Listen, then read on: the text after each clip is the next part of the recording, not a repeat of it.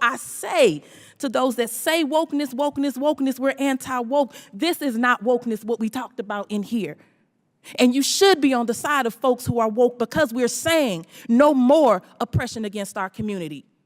So whatever else is being thrown around, unless you are saying I'm racist, white supremacist, and I'm bigoted, stop talking about wokeness. And you can't tell me that I'm wrong because I'm from the very movement where this came about. Don't let a fascist tell you what being woke means. Auto workers have built $250 billion in profits for the big three, for Ford, for GM, for Stellantis in the past decade, including $21 billion in the first 6 months of 2023.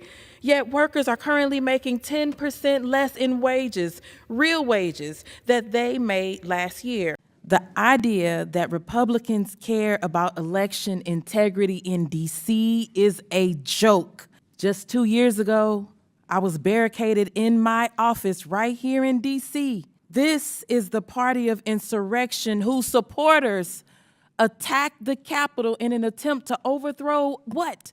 A democratic election. Stop trampling on their lives, stop trampling on their freedoms, stop trampling on our democracy. Stop holding D.C. hostage and let Congress, once and for all, grant the people of D.C. what they've been long demanding: statehood. In many of these classes, African culture is presented Mr. Chairman, not as I demand inferior. the gentlelady's words be taken down. She just called the witness a white supremacist.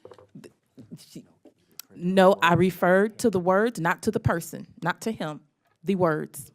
I would like a parliamentary I did inquiry not. into Chair- having No, the excuse me. woman's I did words not. taken down. The U.S. is home to nearly half of the world's civilian firearms.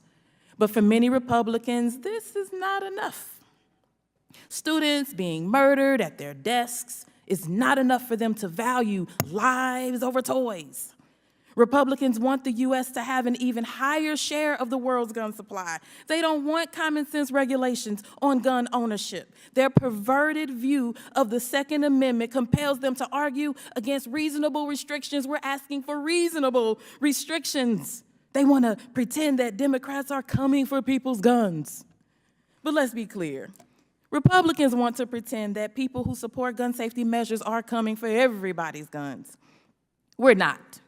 We're coming for the end to gun violence. We're coming for the end of this public health crisis. We're coming for the end of a society where the number of guns exceeds the number of people. We're coming for the end of weak gun laws that allow people to buy an assault rifle and kill and traumatize school children, traumatize teachers, and traumatize grocery patrons.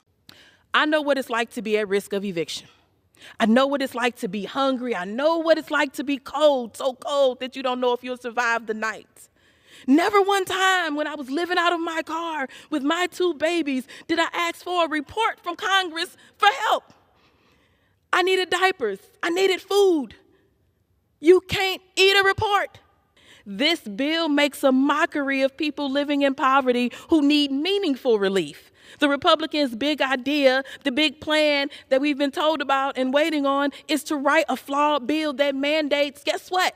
More paperwork. I wish my Republican colleagues were as concerned about Black and brown communities on the front lines of our climate crisis as they are about an appliance. Republicans are consistently against regulations that maintain workplace safety standards, enact gun control to keep our children safe in schools, and allow access to reproductive care. These standards are not a ban on gas stoves, but a way to move the nation forward and reduce health and climate risks to people and our planet while giving consumers more information and more options. This proposed rule is not a ban on gas stoves. This proposed rule is not a ban on gas stoves. We are regulating indoor air pollution. The climate crisis is happening all around us, and Republican inaction is costing us lives.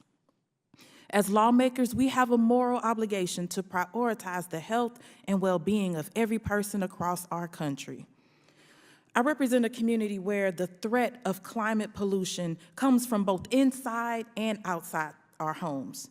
In St. Louis City, Black children are twice as likely to test positive for lead in their blood than white children. St. Louis ranks among the highest across our country for rates of asthma, with rates significantly higher for Black residents than white residents. Thank you.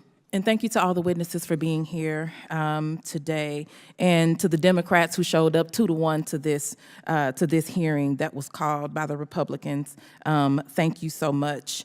And let me also say, it is astounding how often we hear about wokeness from people who have no idea what woke actually means and where it stems from. But let me just say, as Black folks who stood up to say that no more will we allow these injustices to continue to happen on our communities, we spoke up, and I can speak to it because I'm one of those folks that was on the ground for more than 400 days after the killing of Michael Brown when that came about.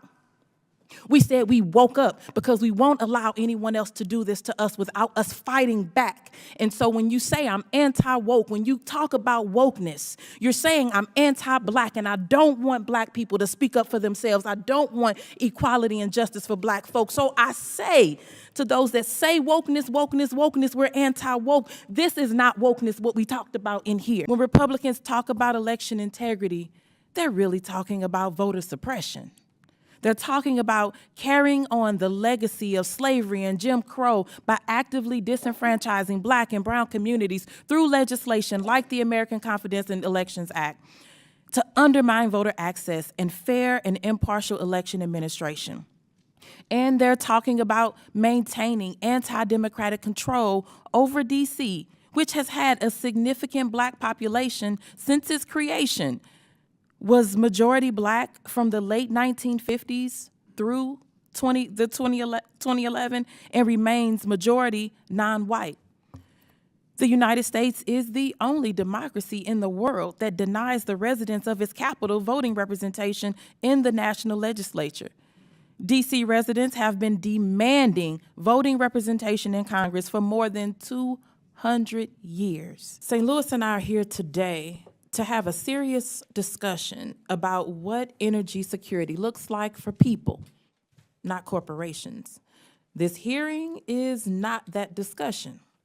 If House Republicans actually cared about preventing an energy and economic crisis from happening, they would commit to investing in renewable energy. My Republican colleagues have unironically invited for-profit think tank and oil titans whose expertise is in maximizing profits, especially at the expense of our Black, our brown, and our indigenous neighbors' health, safety, and well-being.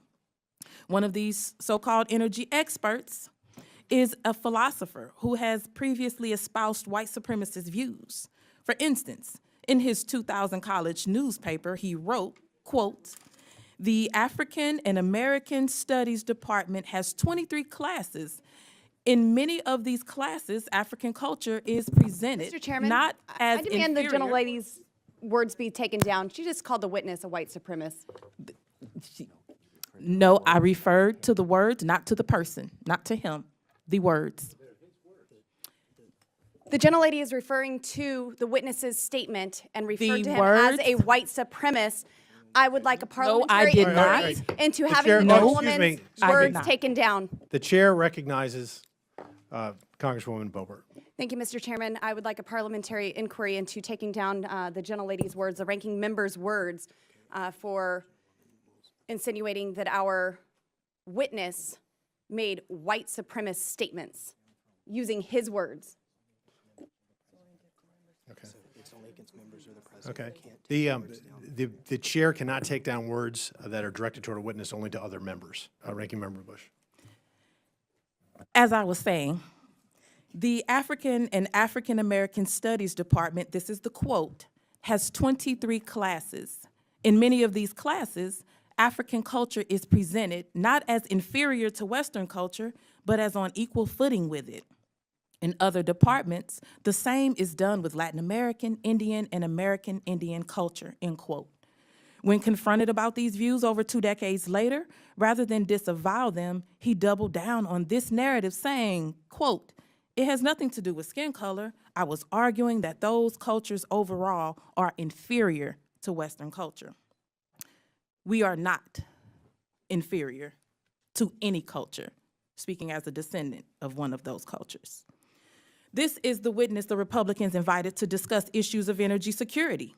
He came here to promote fossil fuels, which we know are disproportionately harming and killing Black and brown people. St. Louis and I are here today to talk about the extraordinary gun violence epidemic in this country. In St. Louis and nationwide, gun violence is a public health emergency, and common sense regulations are a necessity. As a survivor of gun violence, I know firsthand the urgency of this issue. When I was in my early 20s, I found myself in a relationship with an abusive partner.